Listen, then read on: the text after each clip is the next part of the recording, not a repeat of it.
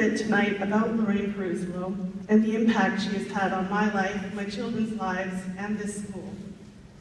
I can't hope to capture it all. You know as parents and students that when someone has such a profound effect on you, it's often difficult to recognize it as it's happening. Often you don't realize until much later. In my Bible study at St. Clair's, we've often asked Father Scott, how do you know that the person you're putting your trust in is good, is real, is deserving of that trust? And he says, you will know it by the fruits. Friends, we have an entire orchard here. I was acquainted with Lorraine as a parishioner at St. Clair's. I had seen her at Mass with her husband Renato and sons Daniel, Andrew, Nicholas, Adam, and Jordan. The first time I had the pleasure of really getting to know Lorraine was when she came to speak at the St. Clair's CWL in February 2009. It was Tuesday, February 10th. How do I know this? Because I brought my little notebook with me, knowing that there would be a speaker at CWL that evening, and I always like to have a notebook on hand in case I want to jot down a few points. Lorraine started speaking, and 5 pages later, I could barely write fast enough. I sensed immediately that here was a brilliant, accomplished woman from whom I could learn many things. Her talk was clear and engaging and relevant. It was about raising children in the Catholic faith, but also about how we live our lives. I have referred to these notes many times over the years. Let me share a few things with you that have resonated with me.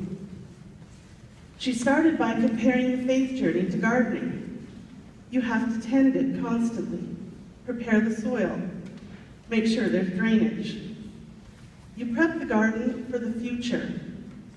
Time is always a problem, but there are lots of little things to do along the way. You start with the planting stage. You have to plant in your children the seeds of faith with traditions, with the sacraments. Let them experience the rhythm of a liturgical year like they do the rhythm of the seasons. The next stage is the waiting. You just see dirt, and you wait. You don't know if it's going to turn out. You might start to panic. That's when you have to think transition, patience. You watch them bloom.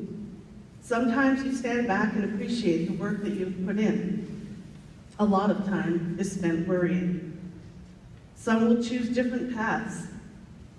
She finished with, they will come back. They are doing what they need to do to make their way back. I was awestruck. I had come into the Catholic Church only 3 years prior, not from another faith, but from being unchurched, and felt like I had only begun my understanding of this faith, and now I was responsible for passing it on to my children. How overwhelming. And yet here was this accomplished, confident woman showing me a path forward. My children were not yet in high school. I thought, what a fantastic place Archbishop Carney must be with her leadership and guidance. I still think that every single day. I am honored and proud that my children attend Carney. I have watched them grow and bloom. My son Raphael said yesterday that as students, you may not yet appreciate what you have here until you leave. And then one day in the middle of your first year of university, you think, wow, that was an exceptional community I had at Carney. As parents, we realize the value of this exceptional community, and that's why we choose to send our children here. Father Scott always tells us in homilies that the way we can attract people to the Catholic faith is just by living our lives. You don't know who is watching you, and let me tell you, that is the truth. When I started attending Mass, I watched everyone. I don't even think I knew what I was looking for at that time. Certainly now I can see that I was looking for someone to imitate, to model myself after. The good people of St. Clair's provided me with many role models for different aspects of my life. In Lorraine, I could see a model Catholic wife, mother, and principal. And I don't mean it in an unattainable, perfect way. I mean in a way that makes you want to strive to be a better person. This school has been blessed to have had such a leader. Paul says in his letter to the Hebrews, remember your leaders who spoke the word of God to you. Consider the outcome of their way of life and imitate their faith. We remember, we consider, we imitate. Thank you for everything you have done for Kearney, for the students, for the staff, for the parents. We wish you every blessing on your new journey.